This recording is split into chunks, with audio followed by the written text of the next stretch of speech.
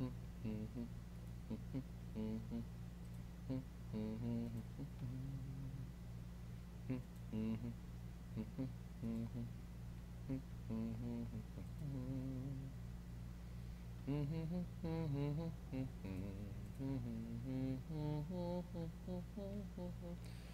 right, I do believe we are live. Can everybody hear and see us, I hope, in the chat right now? Live, it is currently August 26, 2017. And welcome everybody to our third TOME RPG update stream. Hi there. I'm sure, well, if you're watching this on my channel, I probably need no introduction, but I'll give one to myself anyway. I'm Chris Niosi, you might know me better as Kerbifer. I am the head honcho of the Terrain of Magical Expertise RPG project. We are now in, I think, our 7th or 8th month of development on this lovely project.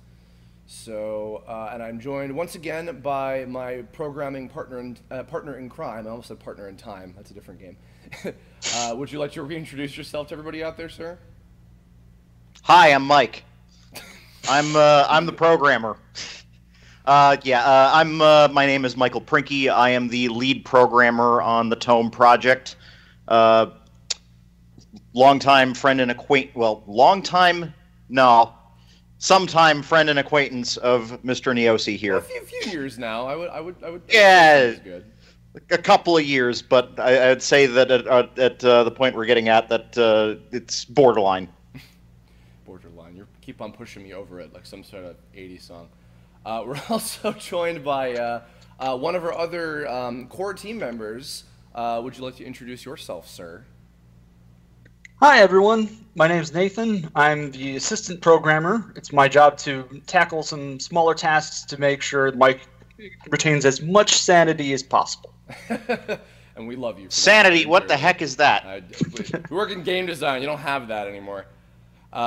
We also we're possibly going to be joined by one of our other core members, Mr. Scott Gowan, but he's a little shy. So maybe next time he'll come join us. But we love him dearly in case he's maybe watching this. So, anywho, yes. Michael Prinke, Nathan Lindley, and myself, Chris Niosi, we are among the core team on. Just in case you haven't been keeping up with any of our previous update streams, just to kind of give a basic reminder of what it is that we're doing.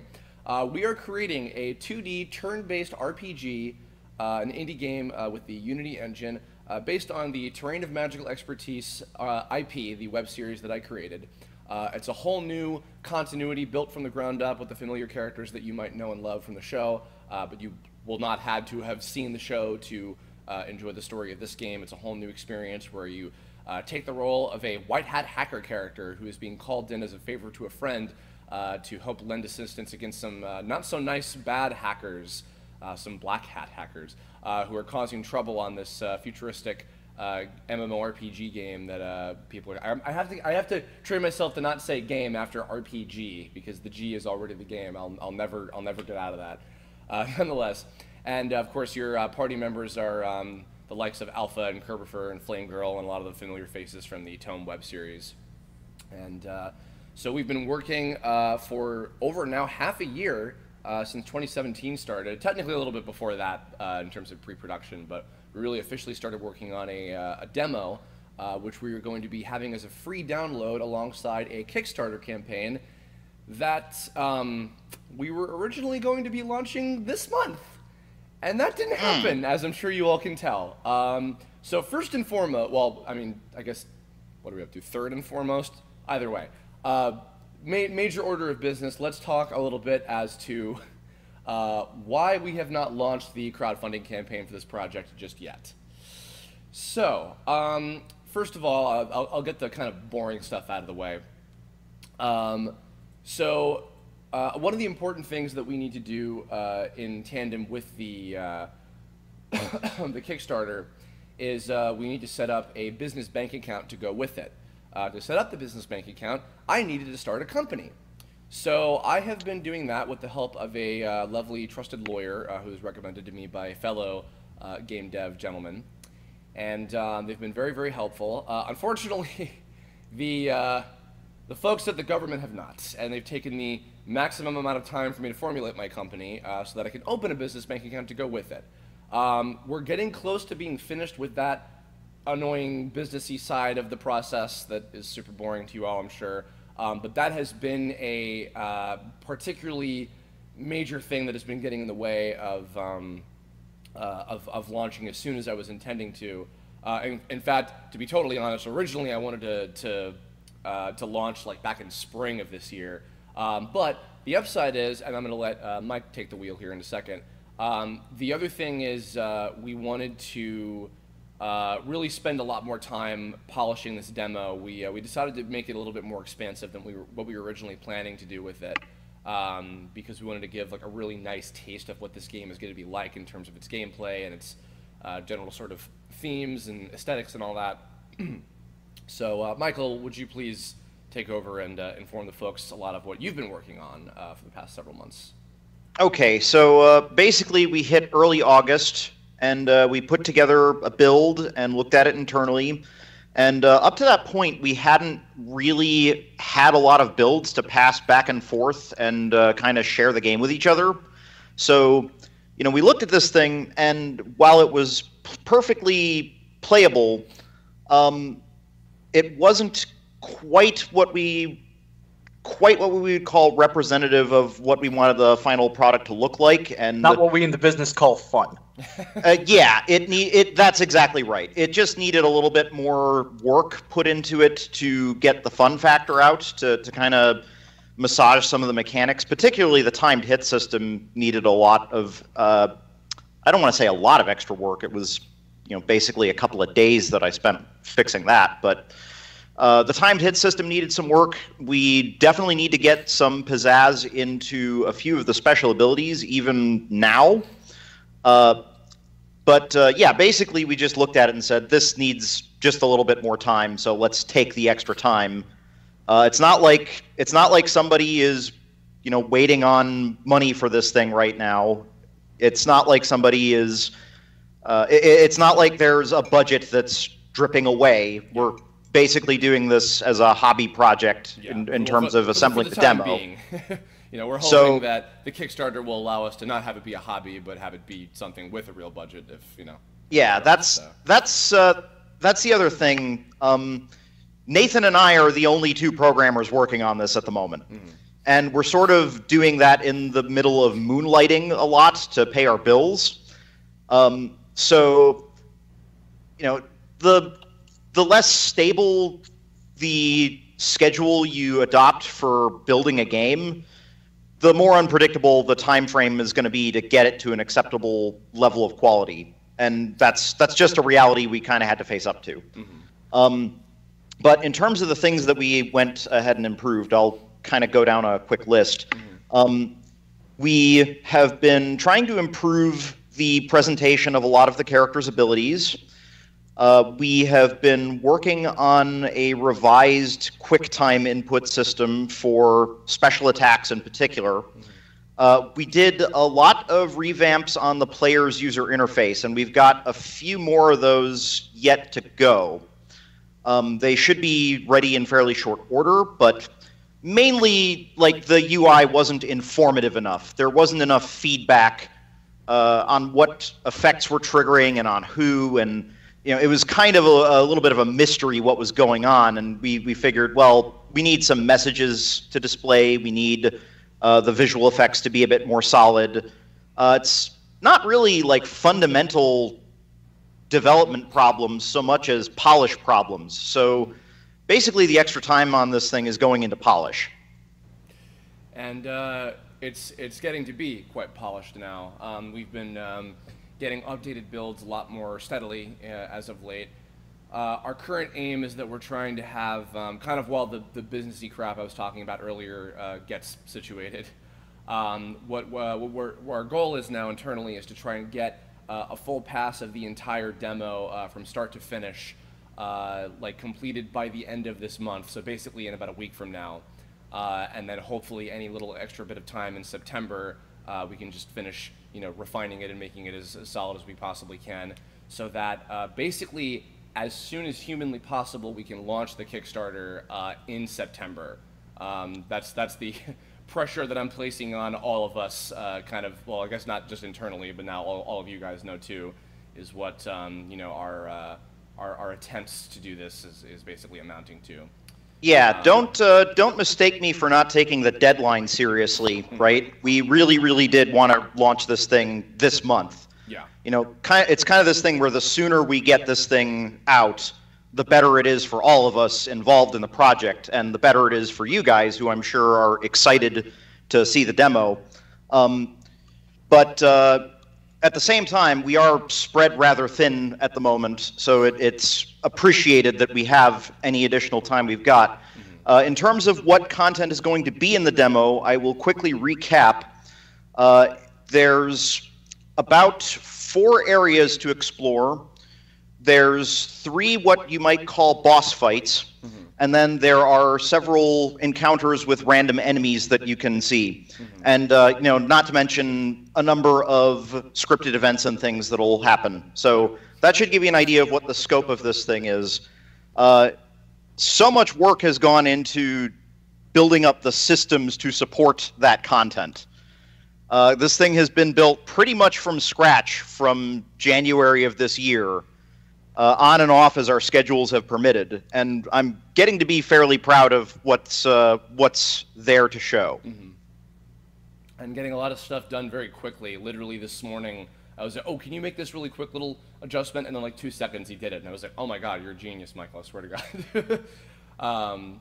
So a couple things. We're going to actually show a little bit of footage. So before I get to that, you guys might notice that on my screen up here, we have what is essentially a little bit of a taste. This is not a 100% finalized illustration, but it's what we're using right now, what we'll be using for promotional purposes for a little bit.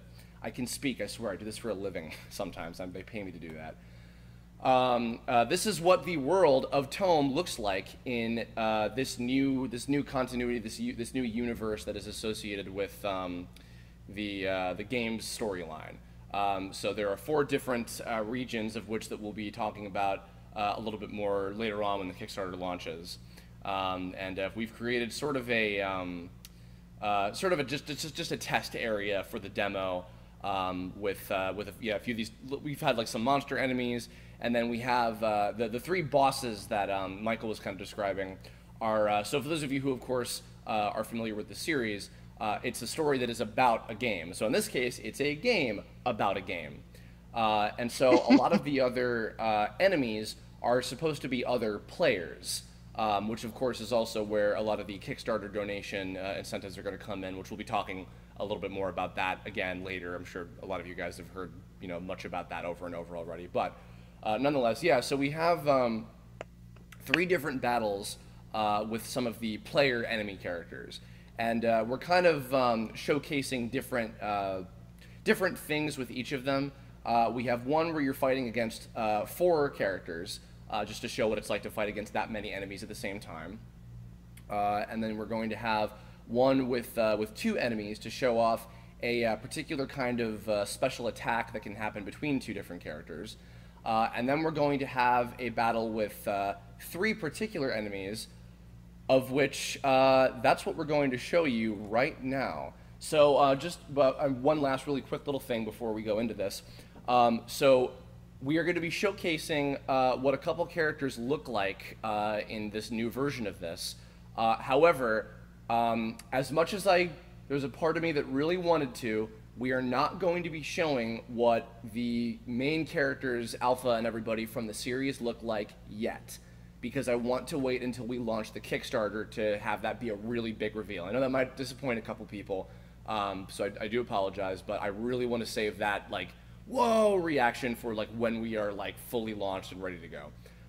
So what we have right now is a stand-in. We have 3 different versions of the White Hat Hacker character, of which, of course, there are 4 different races, 3 different classes, and 5 different elemental alignments you can choose from, which we've talked about in some of our previous streams, the customizable player character. So we have 3 different versions of them to use at the time being, and we're fighting against 3 particularly familiar characters that will be featured in the demo. So I gotta do some tricky business with this a little bit. I'm gonna try and see if I can do this all at the same time. So, okay, screen capture. And I will preface that this is still fairly early footage of a work in progress. Yes, so I got this up here. Here we go.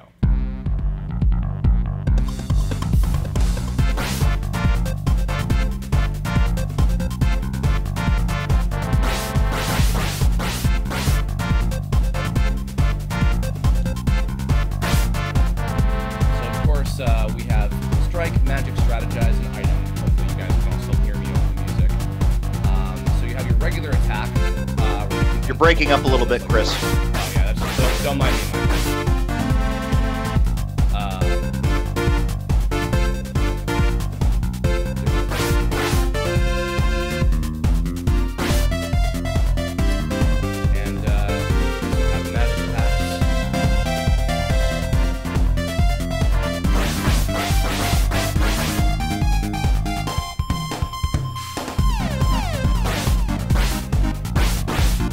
Folks in the chat are saying that the music's too loud and I can't hear you, but I think it's also just like you're having mic troubles. Yeah, I think there's microphone troubles here. No, that's just because of Skype canceling things out. I lowered it a little bit. Oh, so it's just on the Skype end, it's not on the screen don't worry too much about that. Okay. So just to refresh real quick, sorry about that, everybody. So you've got your regular attacks where you can input different combos like this depending on your class. For instance, this is a fighter class, or a brawler class, I should say. Weaponry class, which is a big combo, different properties to that. Oh, Nathan, you get your webcam on, by the way. Did that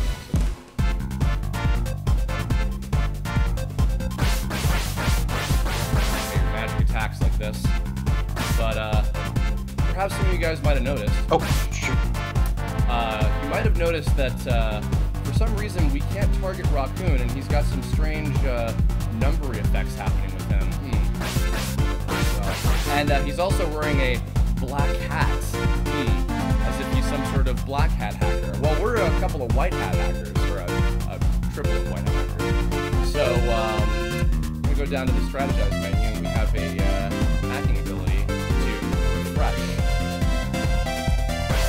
And unbeknownst to him, we've managed to get rid of his tricky business that he did. So we brought back his targeting system, and now we can hit him again. That doesn't mean he can not continue to try to kill us, but yeah.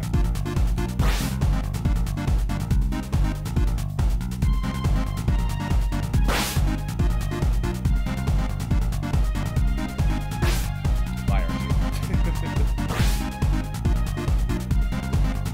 Take out escape next.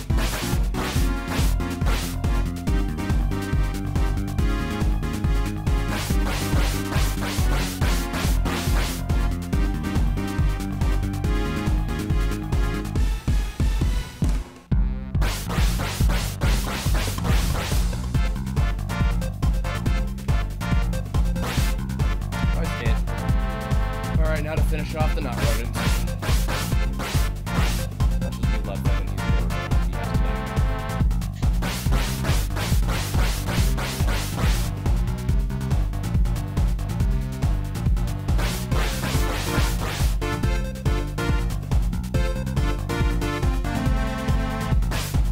And there he goes. So there's just a little taste for you all of what the game is like and how it plays.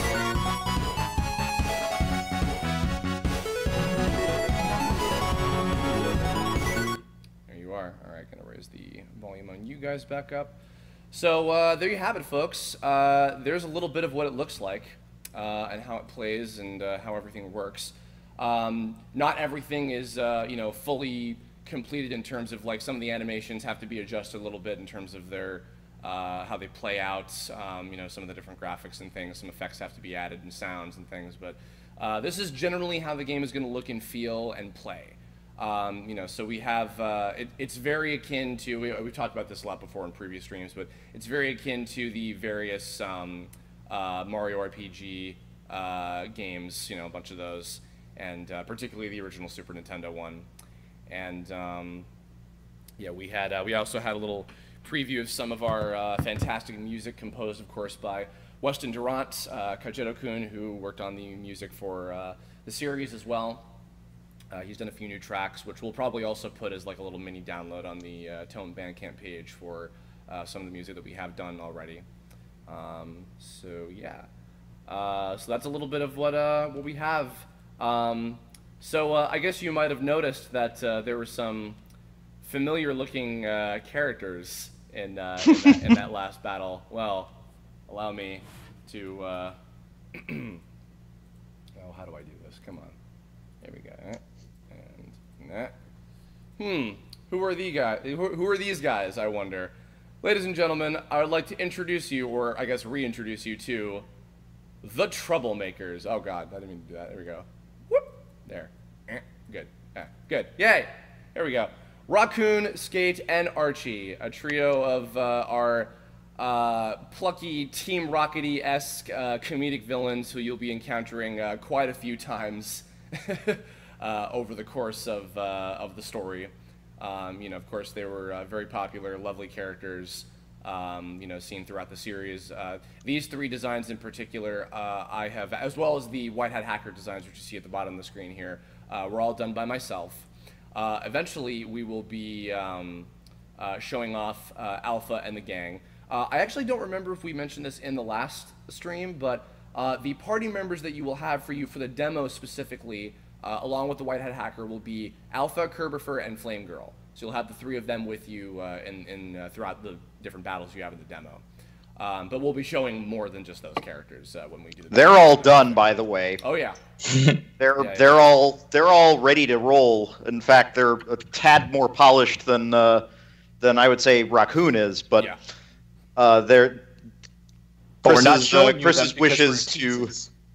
wishes to keep that a surprise. So yeah. I know because I've played another battle with them, fully functional, and they're really fun to play with. But I wanted to wait. I wanted to just wait a little bit until we got to that point. But we're not done in terms of showing off characters. So we have been fortunate enough, excuse me, to have a few very lovely friends of ours basically, I don't want to say donate, but lend some other differently familiar characters to appear in the demo. So the Troublemakers will be one of the fights, and basically they will be there to demonstrate the ability to basically combat against black hat hackers, like villainous hackers who do things like make themselves untargetable during battle. So each battle is for a different purpose, and that's for that sort of thing. So I've got some plans for the hacking, by the way. That menu that you saw for the hacks isn't necessarily the final menu. Mm-hmm. I just got to get a few different graphics together for the hacking specific one. Yeah. But let's show off a couple other characters that we're going to be including in the game. So I mentioned that one of the battles is with two particular characters to showcase a certain mechanic that we're going to include in the battle system, which is team attacks. Which will be basically kind of the holy grail unlockable of the game. They're like kind of the ultimate thing you're striving for in terms of getting really good, where basically two different characters can combine their forces together and unleash a really powerful attack, on usually the entire opposing party or etc. Different things with that. So there's a lot of different combinations that you can do as you unlock them. And to demonstrate as such, we have, appearing in our demo, courtesy of the lovely folks at Team 4-Star, Puddin' and Dumplin' from The Adventures of Dumplin' and Puddin' from Team 4-Star's gaming channel, TFS 2 Saiyans. Love these two. So if you guys are unfamiliar with Dragon Ball Xenoverse, Puddin' and Dumplin' are the two fan Majin characters that Team 4-Star Lanny Pator, Kieran, and Grant play constantly with, and we love them dearly. And they were very kind to lend us, and I believe they're also going to be playing the demo on their gaming channel sometime after we launch the Kickstarter. Fun little fact, Kieran and Grant are actually big fans of the show. In fact, actually, I'm totally gonna pick on them a little bit, but I love them dearly. So Kaiser Neko of Team 4-Star was kind enough to also help with exporting some video editing stuff with the final episode, along with a couple other people that were kind enough to help too. And so he had access to the final episode of Tome before a lot of other people did. Grant and Kieran, I think, like begged and pleaded to get to see it beforehand, so they got to see a preview of it before we officially showed it at Anime Expo 2015, which was pretty funny. But they're awesome, and yeah, they're going to be playing it on their gaming channel. And I will show a little bit of, let's see, whoop, if it will work. Here we go. So these are what some of their attacks look like. I actually worked personally with the guys when the last time I went to go visit Texas, and they were kind of giving suggestions on like what their different special abilities could be, you know, kind of what the difference between their different stats and their powers could be and everything, and all that sort of stuff, and which was very, very helpful, and major thanks to them. And we also have another, speaking of collaborating with, another collection of people. I mentioned that we have one of the other battles is with 4 characters at once. So there's a certain very handsome man with a lovely voice who actually reached out to me many years ago before this channel went on to have, I think they're maybe up to like 6 million subscribers. One of them, the head honcho of this channel in question, actually reached out to me and said, hey, I really like your show, we should work together sometime, and finally we got the opportunity to. One of the other people on this channel is also actually a big fan, has been a big fan of my stuff for a really long time, since like I was on Newgrounds, and he's become a really good friend. And so we have 4 folks in particular from, somebody guessed it correctly, the Game Theory channel. So we have Matt Theorist, based on, of course, Matthew Patrick. We have Stephastream, based on his lovely assistant Stephanie from the GT live streams. We have Gaijin Goom, based on you know who it is. Finally, he and I will have the battle that we always promised we were going to have all those years ago.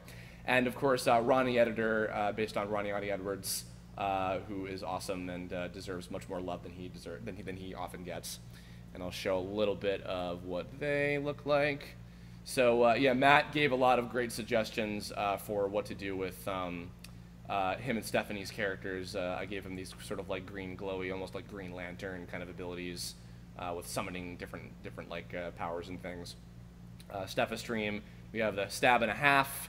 We have the flashlights. You know, we have the T. We have the you know, that thing, you know what it is. I don't have to say what it is. Gaijin Goomba, of course, has a lot of really cool, you know, anime-esque inspired attacks with his sword and everything. And then Ronnie was the most difficult, but thankfully he lent a lot of assistance with some ideas on like, oh, what should I do for your powers? And one of which is acting sheepish. You'd be surprised at how much that screws up Alpha's play style. Yeah. Actually, like his debuffs are kind of nasty.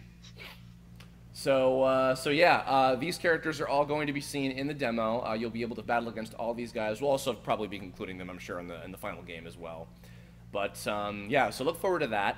I also, I don't want to speak too soon because we're still kind of planning out the exact time frame of this and everything, but I will hopefully, possibly be making an appearance on GT Live to promote the Kickstarter. We're not going to have time to actually play through the whole demo on GT Live, but we're definitely going to be showcasing the, you know, the battle against the game theorists and showing some of that stuff and everything. So yeah, look forward to a lot of that stuff. I also have some other marketing things planned out for you know, for when the Kickstarter's happening and everything. But those are some of the major things. And yeah, so big thanks to the Game Theorists and Team 4-Star for their lovely help on all this. And so yeah, so just yeah, aiming to launch the Kickstarter in September as early as we possibly can. We do not have a definitive launch date, unfortunately. As soon as we get one, we will be letting you all know. So the best place to keep up with, you know, just the progress of everything is just following our Twitters, which I'll have links to in the description later. I'm at Kerberfer, obviously. There's also the TOME Facebook fan page that I started. It's facebook.com/TOME series. So there's plenty of updates, and also, of course, here on my YouTube channel, I'll be, making tons and tons of announcements and, shouting from the rooftops and everything. Yeah, Michael and Nathan, I've been talking way too much. You guys have any comments you want to toss in about this whole thing? So apart from what Chris has, you've been so thorough that I haven't felt much of a need to speak up. So apart from what Chris has said, gosh, I had it in my head just a second ago. If you want to ask me questions, I am on Quora as Mike Prinke. I welcome any questions you want to ask. I may not be able to answer questions about the content of the game, but I can certainly tell you how the development is going and what kinds of features we're going to have and what kinds of polish items we're preparing and that kind of thing, and any general questions about game development. I'm very, very happy to share information about how to build games, how to produce games as well, like the general planning aspect of it. Anything that you want to know, you can try to ask me and I'll try to answer. But aside from that, how are you feeling about everything, Chris? I'm really happy with what we've gotten so far. I really, oh gosh, so wish that I could show you guys the build we have with the other party members in place, because like once we got the most recent build of I fought with him to try and get Alpha in this drop. I know. Because Alpha has cool special attacks. Yeah. And a lot of stuff that also a lot of them have powers that like different abilities that you've seen in the series. We have Vulcan Fist and Sun Gun and a lot of that stuff, and it looks really cool. But I still really want to wait until we launch the Kickstarter before I make that big reveal, because I've actually I haven't talked about this, but I've been working on the trailer for and also the informational video about just like everything regarding the Kickstarter tiers and everything, and I think that once we have the reveal itself, like people are going to be really excited, and at least I hope so.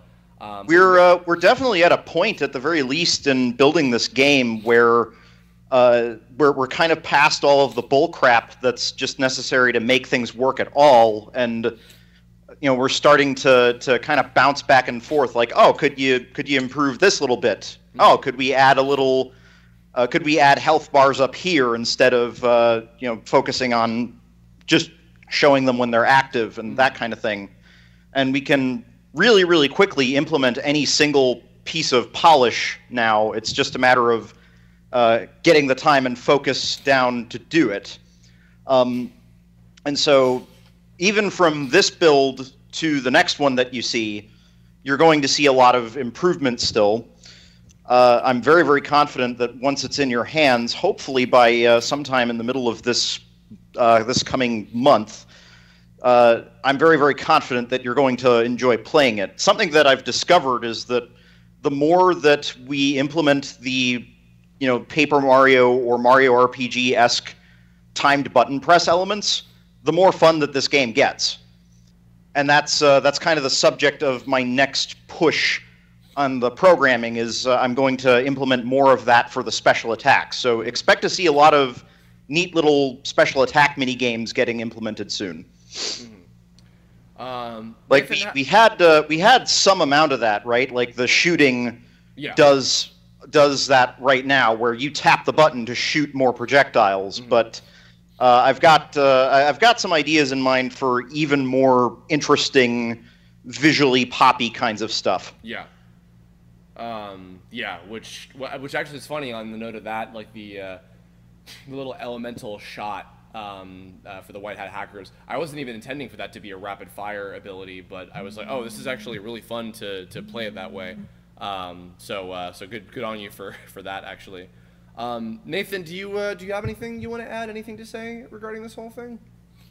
Well, so first off, I just want to mention that I kind of realized that calling this an RPG game isn't that far off, because it is a game about a game.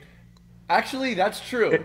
That's a very valid statement. Thank you for. You've got an RPG about an RPG, so it is an RPG game. RPG game. Oh my god, Nathan, you just made an incredible discovery. I love you, dude. Holy crap. Nice. Yes, you are being grammatically correct all along. Oh my god, I win. I've been justified. Oh my god. Actually, Nathan, not to pick on you and call you out, but actually, you've been a fan of the show before we started working together too, if I'm not mistaken. Yep. So it's actually a pleasure to have you on in particular because like you're already familiar with the source material, as it were, and you've been doing us such a massively helpful favor these past several months with just everything that you've been doing so far. So no, it's been great working I want with to you thank guys. just both of you guys in particular for just all the stuff that you've done since the year started. Oh, it's a pleasure. I'm happy to get a chance to work on this kind of a game at all. Like, it doesn't. You don't often find working in the Western game development market opportunities to work on something that's like a Paper Mario or Mario RPG type of game. In fact, you don't find opportunities to work on JRPG kind of projects very often at all. So I'm absolutely delighted to be on the ground floor of something like this. And, you know, it's just kind of icing on the cake that I get to do it with a good friend. Oh, well, I love you all so much. Oh my god. Aw, now I'm making you sheepish. Also, Nathan, I interrupted you before. What were you going to say? Just the other thing I was going to say is that we've been showing some great work in the battle system, which is Mike's main wheelhouse. He also did a lot of the work, like a lot of the basic setup work for the overworld, and I've been polishing that and fleshing it out, working on getting cutscenes implemented and that kind of thing. That's mostly been my main task. That's kind of how the division of labor has been since, like, the last 3 or 4 months, is that Nathan has been focused on overworld-related things, and I've been focused on battle-related things. So I will just throw it out there that there is some good work being done on the overworld end too. It's not quite polished enough for prime time to show off to you guys yet, but it's getting there. And I will recommend, by the way, that when you play this, you do it with an Xbox 360 controller or an Xbox One controller. Oh, definitely. We do have keyboard controls, but it's not meant to be played with a keyboard. And mouse controls, in fact. You can totally click on the battle menu with the mouse. We've also got, I think that the PlayStation 4 controller ought to work too, but I haven't actually gotten much of a chance to test that. Speaking of the overworld, actually, I can show a little bit of a preview of what this is going to look like, actually. So, yeah, I have some silly priorities, by the way, when it comes to... No, you're fine. Oh, the PlayStation 4 controller works. Ah, the Switch controller... Actually, I don't have any Switch controller settings available, so I can't necessarily guarantee that one will work. But what I'm showing in the stream right now, by the way, is a little sample of these are all test graphics that I made myself. Excuse me, of the test level that we're going to be having in the game, which is just a little something. You know, it's just it's not super pretty looking or anything. It's just you know, a little taste of kind of what it's going to be like in the game. In fact, but for a real taste, I'm actually fortunate enough that I have a sample of what the real graphics are going to look like. So we have the lovely and talented Jordan Lasco and Crescent Rhodes, who are both background artists on the series, doing graphics for the game as well. So this is a little bit more of what like the real final game's graphics are going to look like. You know, not 100% finished, but a little sample of some of these things. Mushrooms and stuff. This is from the first region, which is the sort of woods type area. But yeah, so let's see. Real quick, I want to just go over one more time. I know that you guys have heard this so many times from me. Pardon me. But real quick, I want to actually go over the Kickstarter tiers. Major shout out to both Weston and Jordan, who last night gave a whole ton of feedback on the graphical showcasing of this stuff. So real quick, I'm just going to run down one more time what all of the Kickstarter tiers of the game are going to be when we launch the Kickstarter, which the demo will be available as a free download when we launch the Kickstarter. It'll be up for anybody to play. So, catching my breath because I'm talking a mile a minute. Okay, for as low as $15, you will be credited in the game. You will get to have your name in the credits somewhere. For $30, you will get to become a player. Now that means that you are going to get a overworld NPC sprite that will appear somewhere in the game. I will get an example of what that looks like in just a meowment, if I can find. Oh, here we go. So we got these guys down here. Show off what the white hat hacker overworld sprites look like. A little something like that. So you'll basically get one of these for $30 that will appear somewhere in the game. Then or alternatively for $30, if you don't want a background character, you can just get a digital copy of the game when the game is finished. For a deal of $50, you can get both a digital copy of the game and a background character that will appear somewhere in the game. For $90, you will get a background character that appears somewhere in the game, and you will also get, your character will also get a speaking line, which means that they will get one of these little talkie avatar things where they'll get to say something. It'll only be one line, and it'll just be somewhere in the game at some point. Can't guarantee when or where or anything, but it'll be somewhere around. There's also going to be a limited number of these. I don't remember the exact number just yet. There's a bunch of those. Then we get into the big ones. All right, so for $200, and there will also be a limited number of these, but a pretty massive amount, so plenty of opportunities. There will be, if you donate $200, you will get a fully animated enemy character like this that will appear in the game. And they will be able to be fought against. They'll have all the standard animations of idle and jumping and using an item and getting hurt and dying and have their little ghost pop out. And special attacks, regular attacks. Let's get through this a little bit. Sorry. All the works. So they'll appear somewhere in the game. You'll also be able to contribute some ideas for whatever you want their special attacks to be. With just a couple, like can't guarantee anything for certain, but stuff like that. For $350, this will be with a few slots left than that, less than the $200 one. You'll get all of this stuff. You'll get a digital copy of the game, an overworld sprite, a speaking line, a fully animated enemy character, and your character will appear during a more important part of the game. Now, what I mean by that is that the $200 ones are going to appear basically as enemies on the different overworld levels. The $350 ones will be appearing during maybe more important plot-relevant parts of the game. Not that just, that makes them that much more special or whatever, but just a little something extra if, like, you want to point out to your friends, oh, dude, that's my character's right there in that cutscene, like, he's doing this thing or whatever, just something, very basic like that. All right, and now I'm going to talk about these two. So there are two different $500 tiers. Now, this is a big thing I've been addressing with a whole lot of different folks. So there are going to be, combined between these two, there are going to be 7 available $500 tiers.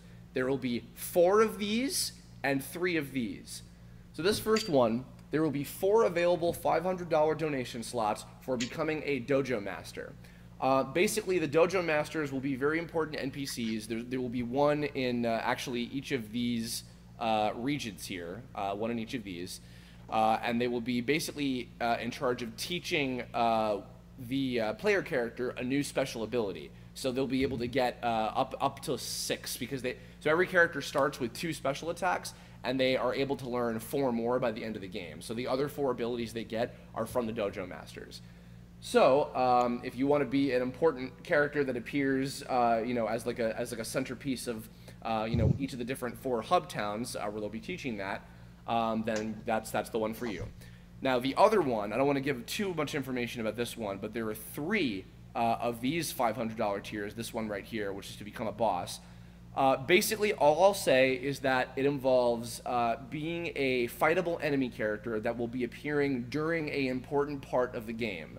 They will be part of a story-relevant enemy guild that you'll be fighting against.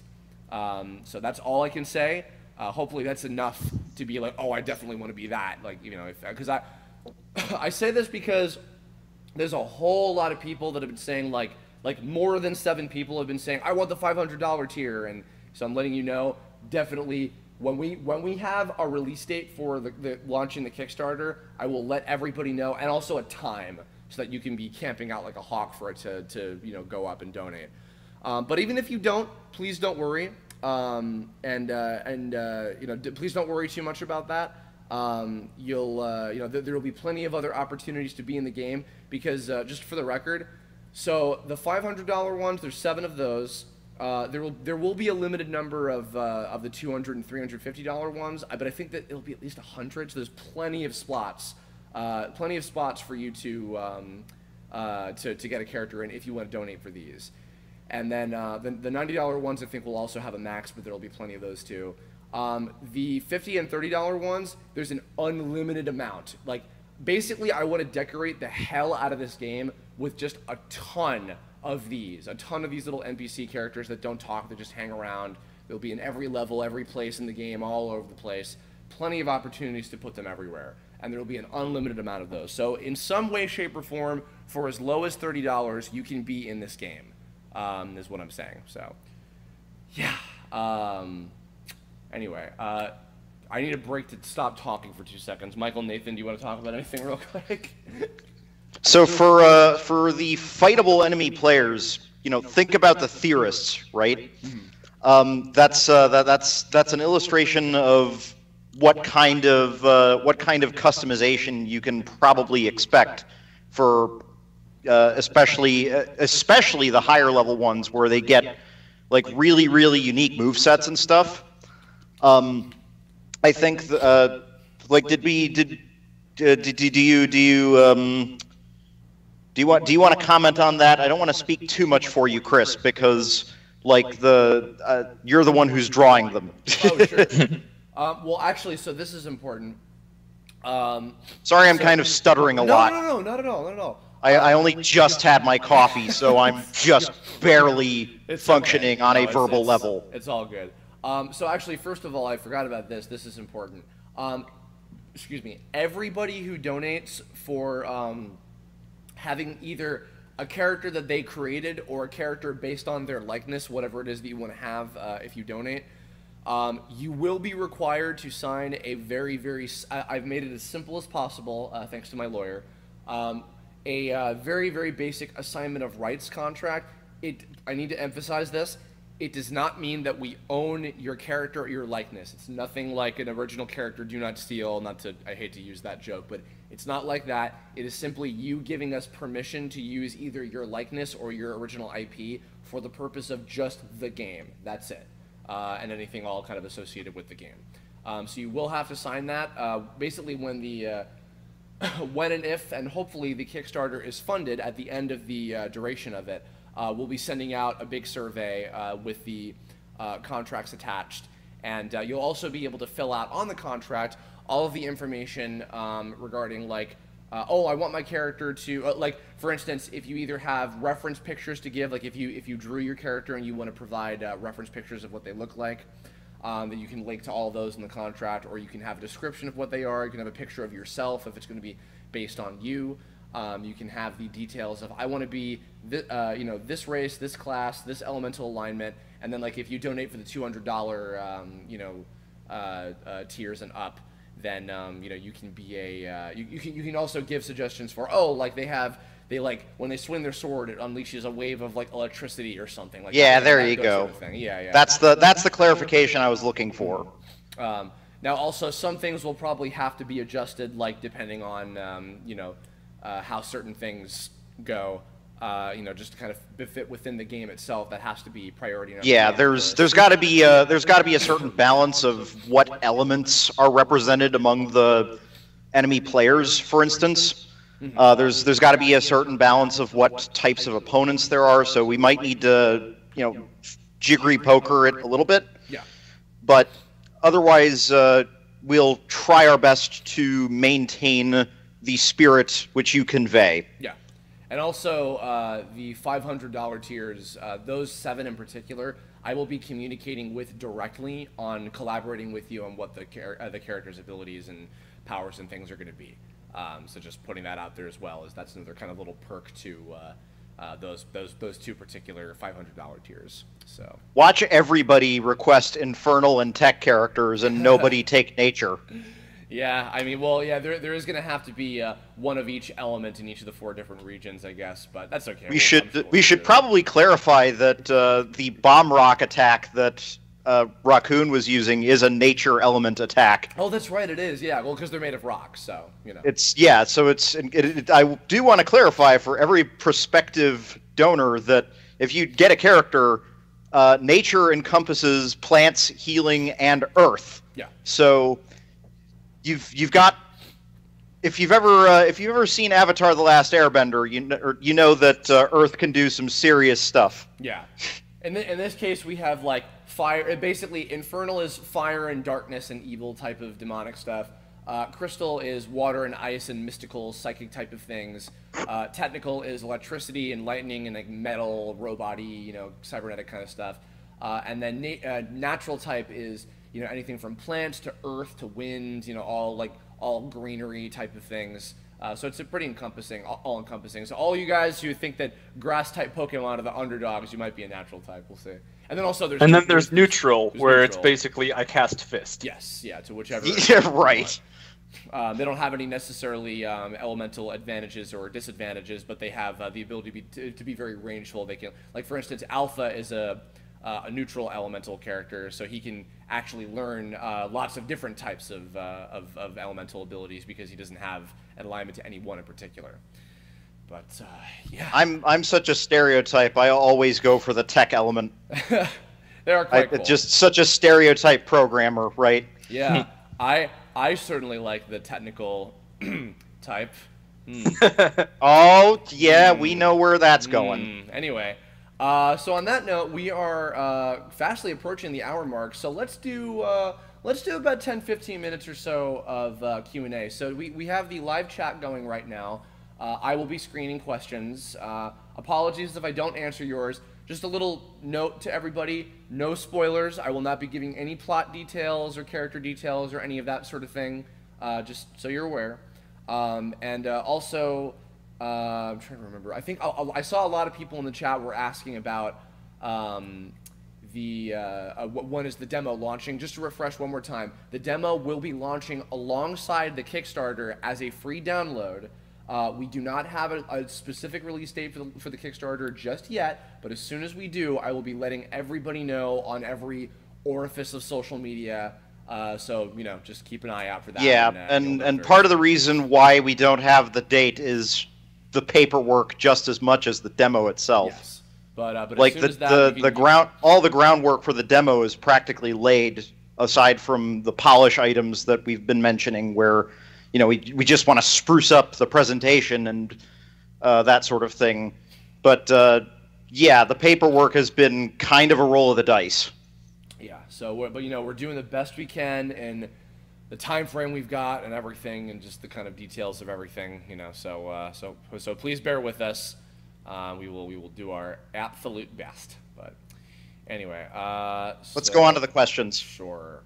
Alrighty, let me just align this real quick. Okay. Anyway, let's see. I saw somebody. MPD 41.0. Do you think the game will come out around 2020? That is my. Hard date is sometime in 2020. I want this game to be done and released. I don't know if that's possible, but that's what I'm aiming for. And if you give us that much time, I feel a lot of faith that it'll get out by that point. I think at one point, Mike, you said if it takes us till 2020, we're doing something wrong. Well, I also said that about this demo taking about 4 months. So. It's not that big of a deal when the delay is a month or two. It's a bigger deal when it's a year or two. But yeah, I would hope that by 2020 we've got our crap together and we've got the content complete. Like at this point, I should clarify the content does not take that much time to implement. A lot of the stuff that you have seen on screen today was implemented in about the last 3 days. Like the troublemakers and their moves didn't exist a couple of days ago. The extra white hats that I threw in there and their special abilities, I just threw those together last night. The support necessary to build the first white hat and to have special attacks at all is a significantly greater problem.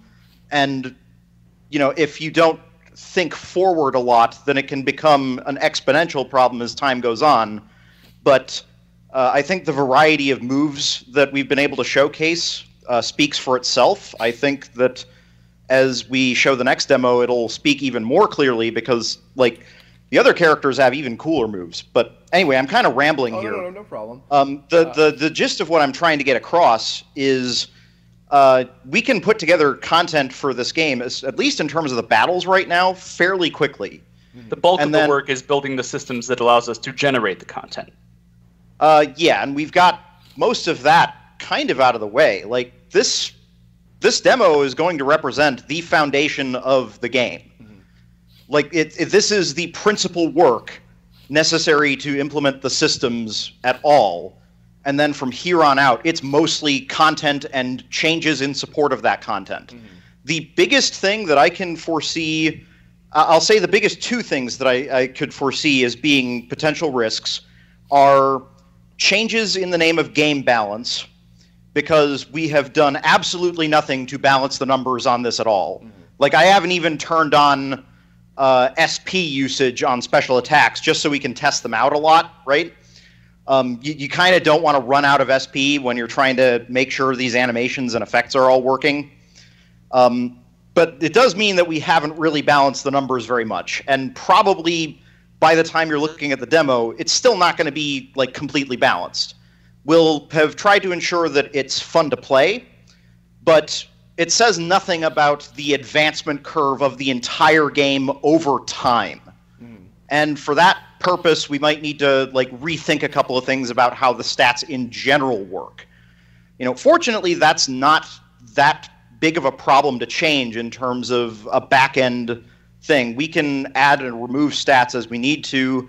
We can, if we want to use a more traditional experience point system, we can.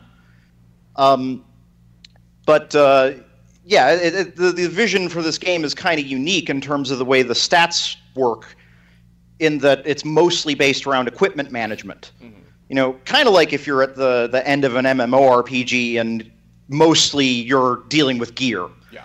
But yeah, it's a unique numbers balance is what I'm saying, and I could foresee us doing some significant changes from the time of this demo to the time of release. But I would expect that kind of a change to take place over 1 or 2 months, tops.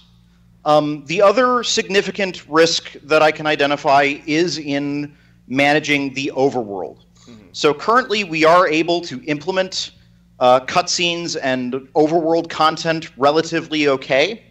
It will definitely get us where we need to for the purposes of the demo, but in terms of the long haul, in terms of managing a potential spider web of scripted events and cutscenes and quests, we don't have a very comprehensive quest management system right now.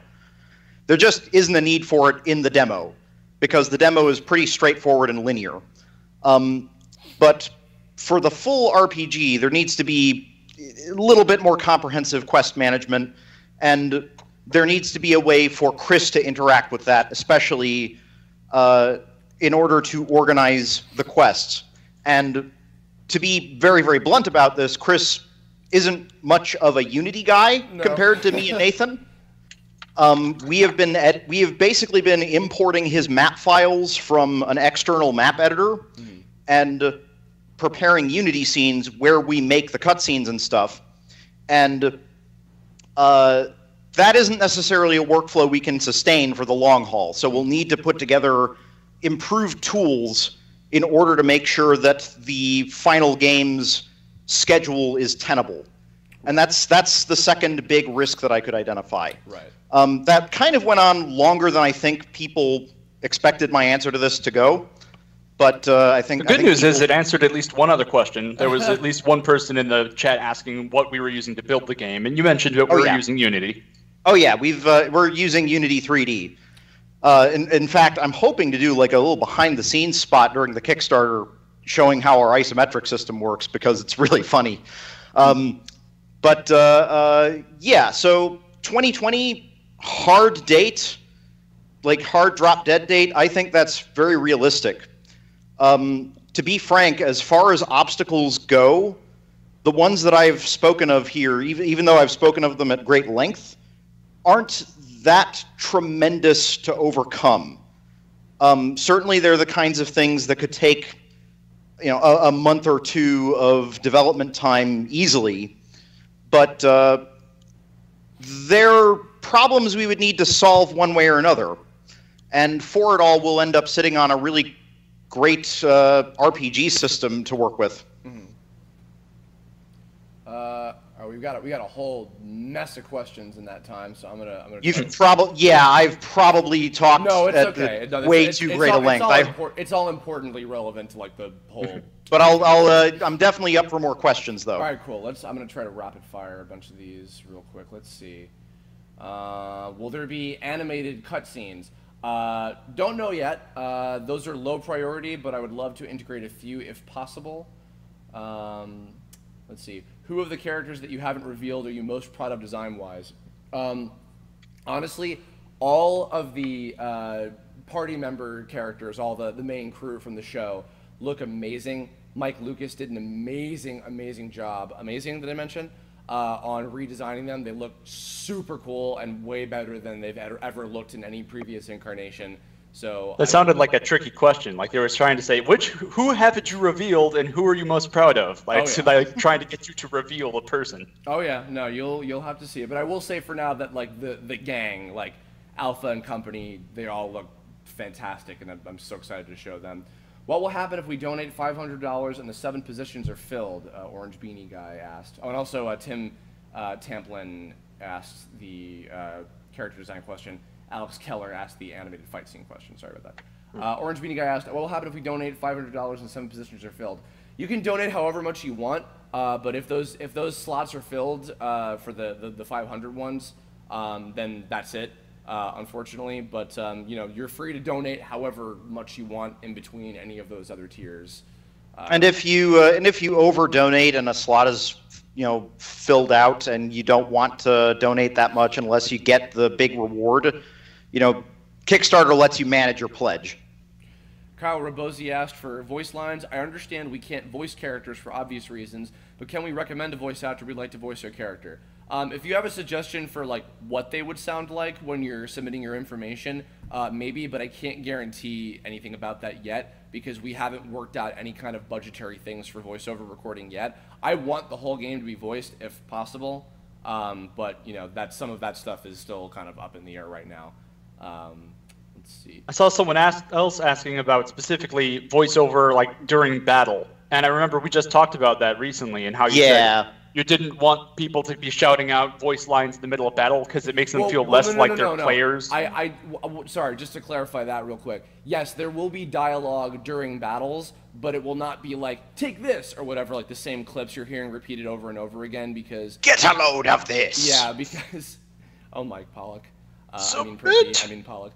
But no, the reason is because since they're playing a game and they're not actually video game characters is what the point is supposed to be, it just doesn't make any sense in universe for them to be repeating the same voice clips over and over. But to clarify, yes, there will be like the characters will be talking to each other, like having in battle cutscenes, basically.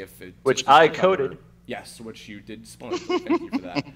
Mold Cube asked for the battles with the tile layout affect how battles work, such as putting traps on specific tiles and things. Yes. That is an emphatic yes. There are a number of abilities that are going to be shown in the demo, in fact, that lay traps on particular tiles. Yes. You will if you attack somebody and they've got a trap in front of their tile and you do like a melee attack, that trap will go off. Yeah, exactly.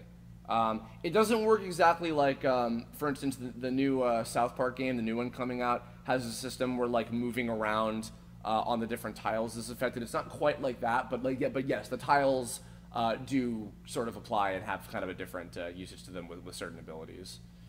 Let's see. AlphaVox Coughlin asked, "Is the game going to be compatible on mobile?"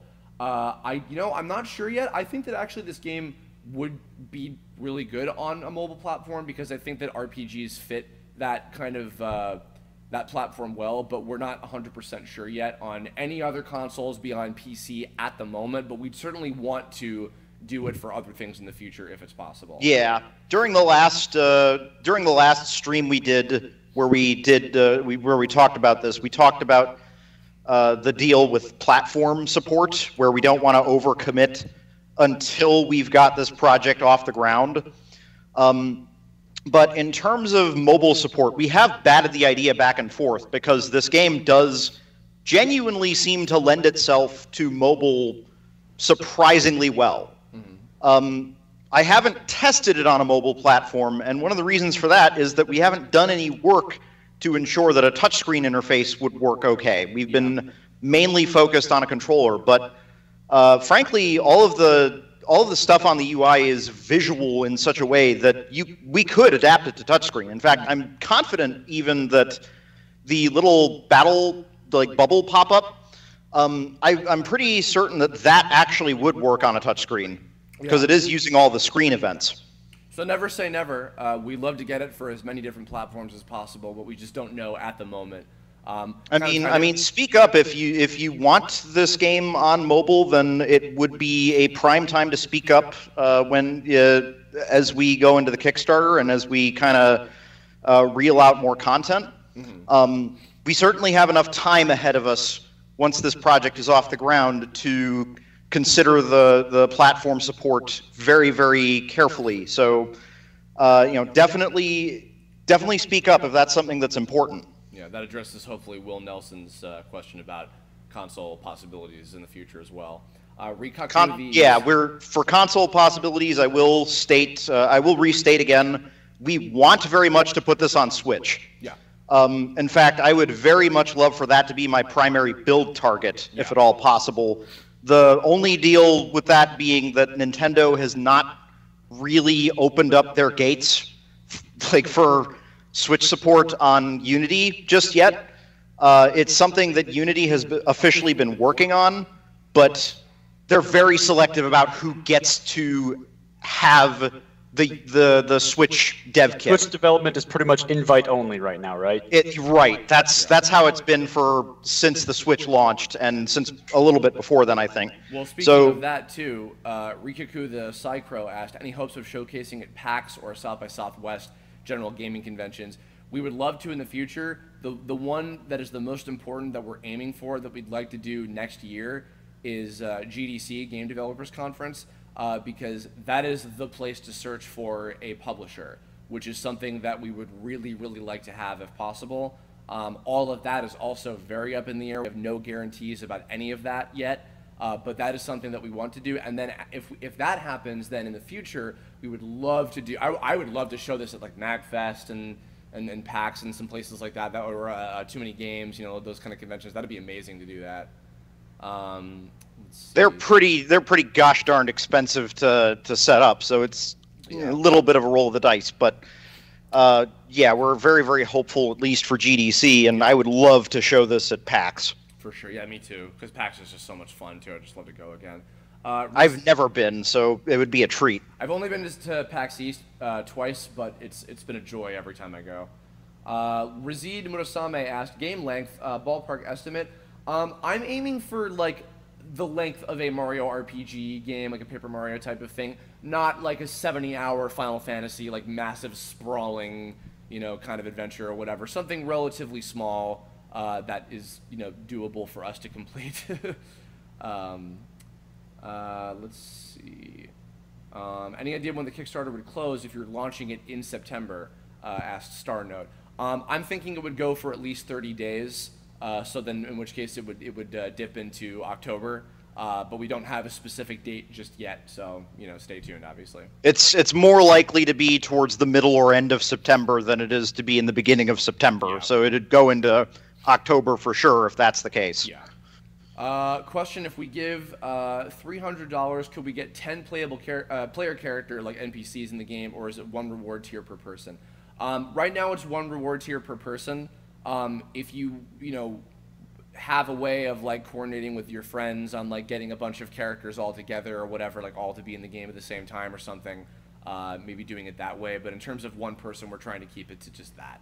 I feel like that's actually a kind of a neat suggestion. I don't know exactly. But yeah, that'd be one we we'd need to think about. Yeah, I don't know exactly how that would work with Kickstarter, so I'm keeping it simple for now. There might be. You could make a bulk character reward tier, is what I think the implication is. Maybe we could look into that. Let's think about that. Okay. That's a very, very cool suggestion. Thank you, Cepheus Justmorph. I appreciate the suggestion for that. A bunch of people were asking, including Darkmoon249, a few other people I saw, are fan Let's Plays allowed? Yes, please. When you get the demo, when we launch the Kickstarter, please feel free to play it on your YouTube channels if you've got one. Please also provide a link to the Kickstarter as well, where people can donate if they want. That would also be appreciated if you play it. And Card Kaiser asked as well. Yes, please. You're more than welcome to do Let's Plays of the demo when it comes out. Let's Plays are my favorite. And of the full game, I would assume as well, right? Yeah, once it's released. Absolutely. Let's Plays are my favorite way of evaluating a potential game purchase, so I definitely approve. It's funny too because in terms of like a standard like Let's Play show, and I hope this won't deter people, but this is just kind of like the way it's going. It's a type of game that's probably not very like Let's Play savvy because it's got a lot of like dialogue in it, and especially if we have the whole thing voiced, which is what my goal is, there wouldn't be a whole lot of opportunity for people to like be talking over it much. Yeah, so, that's true. Yeah. At the same time, you would see normally on like a Let's Play channel or something is what I'm saying. I don't know. At the same time, one of my favorite Let's Plays that Necroscope86 did was Final Fantasy X, and that's all fully voiced. Mm. They could do the voiceover. They could take the. We have it in the options menu where you can edit the volume for music, sound effects, and voiceover separately. So it might be fun to turn the voiceover off and try voicing over to yourself. And break Kerbifer's heart. Yeah. Yep. Did I just call you Kerbifer again? Performances I want to record with people. But it is something that you can do. Adam Teagland asked, for people who donate 90 or above, will they still get a copy of the game? Yes, all of those tiers and above will include a digital copy of the game. Excuse me. Kay Herlin, if it takes until 2020, you might want to be looking at releasing on consoles that don't exist yet. Yes, look forward to TOME on PlayStation 5 in 2020. Oh, you kidding? We're gonna go straight for PlayStation 8. Yeah, that is actually one of the reasons that we are non-committal about platforms right now, is because we've seen instances of Kickstarters that overcommit to platforms really early, and then the new platforms are out before the game is finished, and then they have to commit to those platforms as well, and it just gets to be a horrifying mess. So I think that's part of the reason that makes the Switch so appealing, because like it just came out recently. It's just out and it's hungry for content, so it's a reasonable investment as far as this game is concerned. And plus, I've kind of always wanted to have a game on a Nintendo device. Oh, me too. God, you kidding me? Ryoko Master asked, how deep is the customization? So for the White Hat Hacker character, you can customize at the beginning of the game, and also for the demo as well, you can do this. You can choose their race, their class, their elemental alignment. In the final game, you'll be able to choose what their special abilities are. You'll have a few different options for each of your different choices by that point. As far as all of the playable characters are concerned, including the party members and everything, the customization comes down to what we were talking earlier about the power-up system, which basically they're like equipment. They're kind of like badges in Paper Mario, where you can equip your characters with like I think up to 10 different types of power-ups, with like add plus 100 HP, add plus 5 attack power or whatever, those sort of things, or prevent being cursed so that you can't be burned or whatever. Those sort of Gosh. things. Yeah. Every change that I introduce into this system makes it feel like a completely different game. Like we added guarding, and suddenly the game was completely different. And now we're talking about the power-ups, and I have a sneaking suspicion that's going to be another one of those. That's why I was talking about with number balancing earlier. That's going to be such a delicate balancing act. But it's that's the main gameplay-centric means of customizing your stats, right? You customize play style more. Primarily. We have been looking into potential means of broadening the customization for the White Hat Hacker. I don't expect that it's going to be something that we have ready for the demo. No. As kind of a heads up. But we've gotten some pretty interesting suggestions by a few outspoken fans about how we can possibly approach adding a little more customization without compromising the workflow that Chris has developed for building these characters. If you hadn't heard, last time we discussed customization in fairly great depth. Basically, it comes down to Chris's hand drawing all of the sprites and going into absurd detail with it, even rather than using like a bone system to animate characters or a paper doll kind of system. So, it's not exactly on the table with that workflow to like really super in-depth customize the main character. It does mean that he can output enemies and bosses and your characters, the ones that you donate for, in an amazingly short amount of time. He can. Well, that's also part of the appeal of the wanting to donate for like a fully animated enemy characters, because it'll literally just be what you want it to be in terms of like sticking to your vision as close as we can. So you may not be able to tweak the player character exactly how you want it, but you can just be in the game as an NPC or as a fighter or as all sorts of other positions. And then every player who plays this game gets to experience your character. Well, potentially anyway, as provided they don't try to sneak around the fight. Like a coward. Austin's Games asked, will the $500 donators have any input on what the story surrounding their characters will be, say like a small short detour from the main plot? No, because it will have to fit within the overall scope of the game's story. But, I mean, you know what the role of the character is going to be ahead of time, in that there's either it'll be just an enemy to battle against throughout the game, or in the case of the $500 ones, they'll either be a dojo master that you'll fight in the hub world as a boss fight in that particular place, or they'll be part of an important story-relevant enemy guild of which the story of what they're doing is already kind of implanted, more or less. So not really a massive amount, but they will have plenty of input on how their character would work and what their powers will be and everything. As well as their personality, at least. Yes, that was what I was going to say.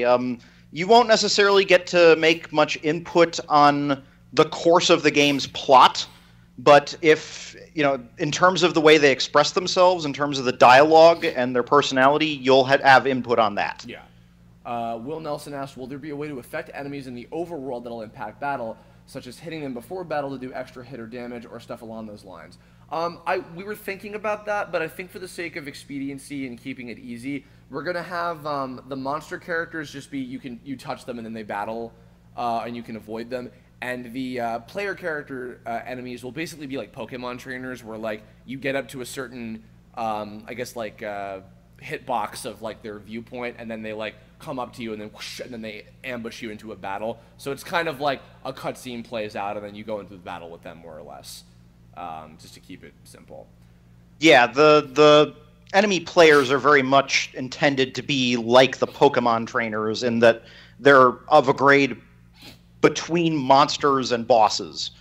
The monsters, I wouldn't actually take being able to whack the monsters off the table. Although that would, maybe. I'm kind of doing the math in my head and wondering about that. But to me, that's super low priority because I don't think it's necessary. Even though it is a cool feature in Paper Mario, but I think for this we don't necessarily need it. Yeah, the player battles are kind of the central feature of the game, is how I look at it, where the monsters are, I don't want to say that they're secondary, but they are kind of a warm-up by comparison. Yeah, and they're also very easy to just like fight a bunch of those in a row, and the player battles are a little more in depth and a little more difficult in terms. Yeah, gosh, just thinking about some of the abilities I have. It's so aggravating when Stefa uses the T and heals like 9 hit points. Yeah. But anyway, sorry, that little spoiler there. No, no problem. We showed her T ability. It's okay. Okay. Stephanie likes her T. That's Game Theory Stephanie, for the record, not Flame Girl Stephanie. Josh Burke asked, will the game be more open-ended like the old school Final Fantasies, or more linear in story progression like the Mario RPGs? A little more on the Mario RPG. It's Mario. Yeah, watch Snapping Princess in theaters.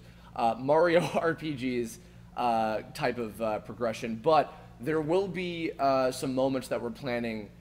I don't want to give too much away just yet on how this works, but there will be some different parts throughout the game where you can choose what things you want to do in what order. Like, you still have to do, like, say, like, task A, B, and C, but you can do them in whatever order that you would like to do them, depending on whatever you want to do. You get a checklist based off like what order you do it in. I would say, and overall, I would say the story path, rather than being open-ended or linear, I'd say, would branching be a good way to put it? I wouldn't want to overcommit. Well, yeah, branching. You're right. There's more than one ending intended. That's accurate. It's still, we're keeping it like simple and kind of clear cut, but like, yeah, there will be some optional type of stuff as well in there. And yeah, in terms of side content, right? That's really what the question. I think there are definite mini-game type activities and things that you can do in the world to pass the time and get other like secondary rewards. It's not going to be necessarily a big sandbox game, though. Yeah, keeping it relatively straightforward and simple for us to be able to do. We have a smallish team, and we got to keep scope in mind.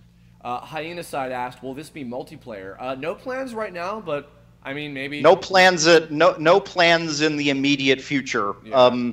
I was kind of thinking as we were talking about this that having the ability to like do a network battle between players would be interesting, but we really don't have anybody on the team who has the network programming experience to organize that system right now.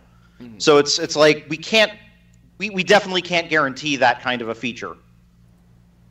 Let's see. Like I've done multiplayer programming in Unreal with like first-person shooter type of stuff, but this is a very different kind of beast. Kirakai Dubs asked, aside from TFS and GT Live, is there anyone else you'd like to spotlight this game? Like Some Call Me Johnny. I would love for Some Call Me Johnny to play it. I might bother him. I might bother Game Explain if possible. Some of those guys. Nobody else fully locked down just yet, but I would hope that we can get some help on that. That would be super cool. Let's see. Will there be annoying side quests to get useless items? Asked Alexander the Insane Duelist. No, there will not be annoying side quests. In fact, honestly, we're probably not going to have really like any major side quests in general. Yeah. Keep it all pretty focused. Our quest tracking system is mainly for the benefit of making sure that the story events progress correctly, as opposed to having like a side quest to gather up 5 wolf pelts and bring them back to the smith to get a wooden knife, right? In terms of like side quests, yeah, we don't really have much plans for that sort of thing. No. Let's see. I'm trying to not. Like, it's more likely we'll have optional battles and that sort of thing, right? Where you'd maybe like be able to go to a coliseum and battle characters there, or maybe you can.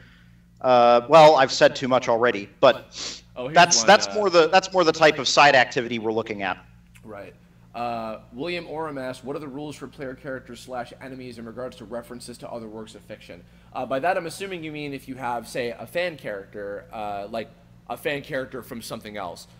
So I'll get specific. If, say, you have, I don't know, a Sonic OC or something, right? Don't laugh. I'm not picking on you when I say that. So in that case, say it's like, you know, oh, something the dog or whatever. They would probably be considered an animalistic class, in which case I would just make them like an anthro sort of dog character, but probably not in the Sonic the Hedgehog art style. Don't want to step on Sonic Force's toes, of course. And also, or for instance, if you wanted them to be like a sort of like Gijinka, like a humanoid version of the character, if they are anthro, they can still be animalistic or whatever, something like that. It would have to probably be altered in a way that's like, it's not like very, like for instance, you guys probably noticed Gaijin Gooms, that character design is not a Goomba. It's like, it's kind of akin to that sort of thing, but not full on a Goomba. Similarly, we had to alter Matt's rings and stuff so that he's not really, you know, so we're not stepping on any copyright infringements. Yeah, with... although I think that actually that symbol is okay to use from what they were telling me. Kudo Tsurugi, oh, this is a good one. Is it absolutely necessary to have Steam to play the demo, or can you play without it? Oh, we're not putting the demo on Steam. We're just going to let you download it directly. Yeah. We'll give you a direct download link, and that's how you're going to get it. We're not charging anything for this thing. We're not collecting any analytics on it. We're just going to throw it out there and let you take it. Delta Drive, have we figured out the perks for donations? If you check out the video description, you'll see all of the different donation incentives for what we're going to be offering, and we've gone over a lot of the details. And also, this stream, when we're finished, will be archived, and you can go back and check out all the in-depth information on what those are going to be. So we also talked about it in the last stream, which is already archived. Yes, yeah. Well, I've been trying to refresh on that as many times as possible for people who don't know. Yeah, I know. Just adding it in there. Looking through, making sure I'm not repeating stuff. Yeah, console support still up in the air. RPG Fanboy, will the boss enemy characters basically be antagonists? Yes, that's all I'll say. Let's see. I'm getting a lot of questions about the voiceover. I'll confirm this so far. The main 5 are all confirmed to have their actors returning.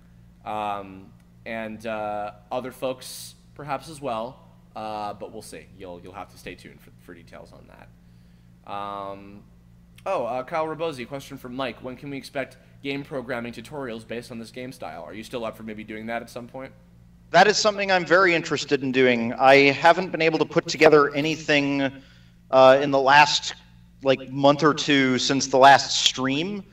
And in fact, the idea I was floating out for that was that maybe I could offer that as a potential stretch goal. If kind of if you guys help me meet my staffing needs, then I can give you guys information. If we can hire another programmer in addition to whatever we're looking for, then that frees you up the time to hang out with people and show stuff off. That's kind of that's kind of my way of looking at it.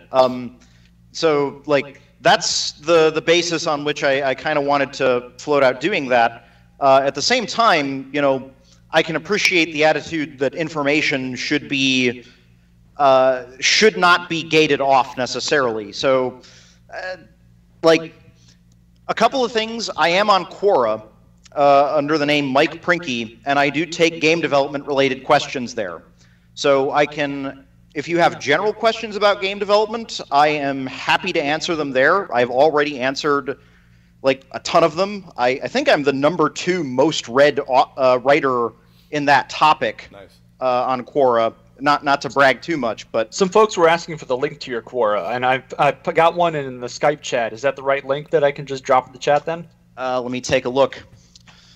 Is this link going to show too much dorky Star Wars answers? Yes, that is the right link. That's me. I'll go ahead and post that in the chat right now, and I'll have a link to it in the description as well. I also answer Star Wars questions a lot. I am, in fact, #1 in that topic. In fact, I've been #1 in that topic for as long as I've been working on this project. But otherwise, in terms of tutorials, you know what? Float out to me on what basis you think it would be good to have that sort of thing available. Just any suggestions that you've got as far as how I should convey these to you guys. Because I'd love to make more tutorials and get more people the information they need to make this kind of product. I don't think that there are nearly enough people in a position to make RPGs like this, is the thing. Like I was saying earlier, there aren't very many American game companies that make Paper Mario or even JRPG type products, and one of my goals is simply to enable more of them to exist. Give the genre a foothold in the region. Yeah, exactly. Not to say that there's nobody doing it. Like the Steven Universe game was one particular, like that one stood out to me as like the bar has been raised kind of thing. And also Saturday Morning RPG was a lot of fun. And what the heck are they called? The guys who make Cthulhu Saves the World. Their name's escaping me, but they also recently came out with Cosmic Star Heroine, which was really, really cool.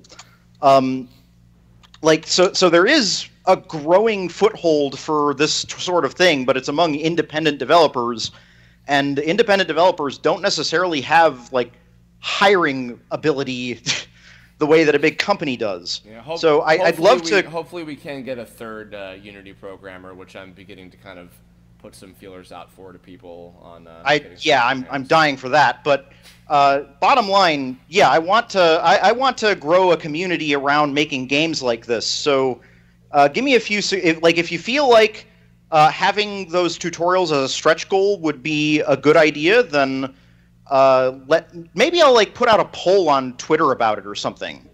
Actually, Zaboy Games, by the way, is the name of the studio. It seems. Zachary Walker asked, "Have you decided on the Kickstarter goal?" Which we are asking for $75,000, which is a lot of money and also not a lot of money for making a video game. So we're actually also hoping that we can make more than that if possible. We really are hoping to overflow that goal. And not that the project doesn't happen if we don't overflow the goal.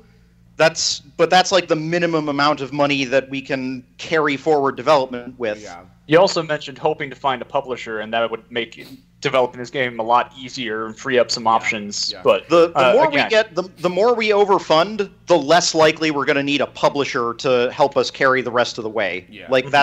I'll just be very forthright about that. We are looking to build a lot of content.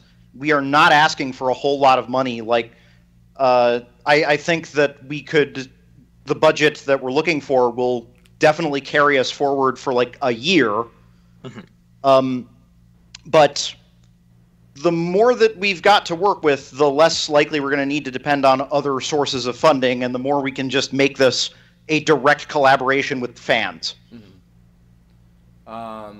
I hope I'm not babbling too much. No. Everything, the coffee is setting in. It's all relevant. No, you're totally fine. Don't worry about it.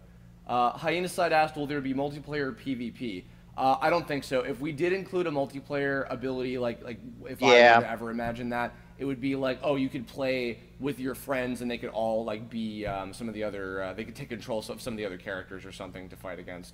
That wouldn't be too hard of a couch co-op thing to put in. Actually, I imagine this. Like, I don't imagine this being something like PvP savvy, like a Pokemon sort of thing. But maybe that'd be kind of fun. Where like after you beat, like as you beat players in the game, like you've got like the versus mode, and you can like just form a team with random NPCs you fought. That'd be. God.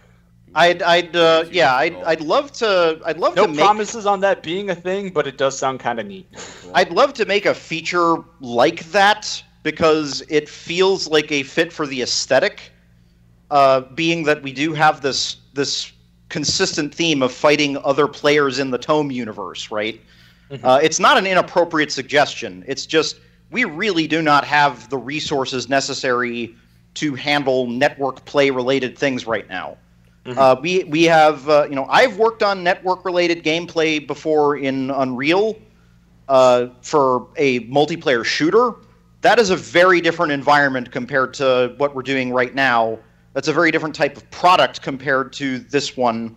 And so we're liable to end up juggling too many bowling pins that are on fire in order to try and make that happen.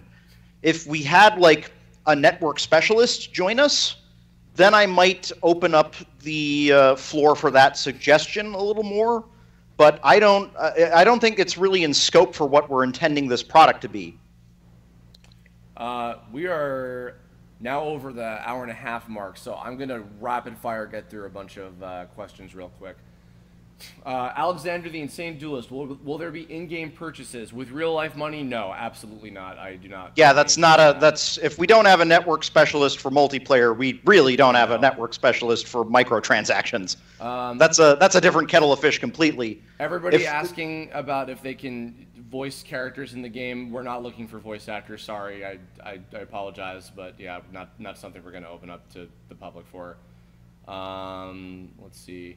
3DS would also be cool. Super difficult to port stuff to that. That is. I don't think that's in the realm of possibility. Even the 3DS is. Unless like we really got a good publisher that could like push for that, maybe. But even then, it would be very difficult. God, you know, like there's only one way that I could see that working out, and we would need a ridiculous amount of money to finance that. So I don't think that that's a realistic aspiration for this project. No, the sprites in this game are super huge, and while they're trivial for a modern console and doable on something like the Switch, and in fact they should be trivial relative to whatever your PC is, I should add.